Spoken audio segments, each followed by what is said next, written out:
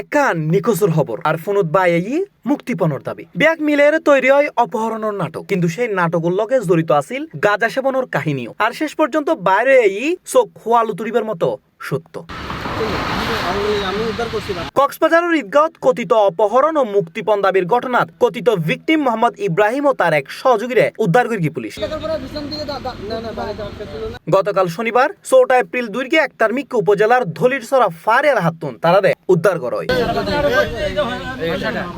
উদ্ধার হয়নি ইব্রাহিম রাজশাহীর বগুড়া জেলার আদমদিঘি উপজেলার সান্তাহার ইউনিয়নের গ্রাহনপুর গ্রামের সয়নুর ফুয়া। তার সহযোগী ঈদগাঁও ইউনিয়নের 6 নম্বর ওয়ার্ড ভুতিয়াপাড়ার সুলাইমানুর ফুয়া টমটম চালক মোহাম্মদ ফয়সাল।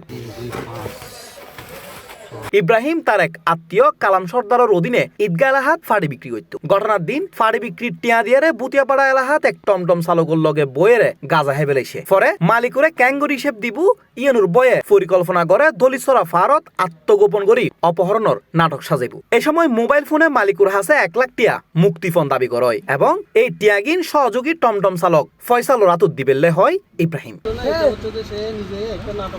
অভিযান পরিচালনা করে কর্মকর্তা এসআই আশরাফ হোসেন জানাই কথিত ভিকটিমুর ফুফাতো ভাইয়ের গরণ্য একখান জিডির ভিত্তিতে সিভিল পোশাকে বিভিন্ন স্থানে অভিযান চালানো হয়। এক পর্যায়ে দলিছড়া ফারি আলহাতুন ইব্রাহিম ও তার সহযোগীরে উদ্ধার করা হয় এবং উদ্ধারণের পরে ইব্রাহিম স্বীকারোক্তির মাধ্যমে এই হতাকিন জানাই। রাতে ওই ভাই আমার নিয়েছিল, ওই ভাই আমার সারা ঘুরেছে কোন কোন ভাইলতে একটা বাদ তার করাছিল, বাস নিয়ে আমার পাইছিল আমার উনি কয়টা বন্ধু আনিছিল।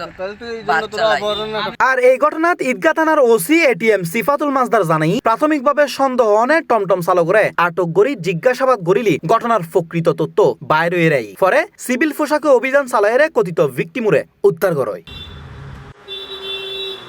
C plus TV, Chittagong.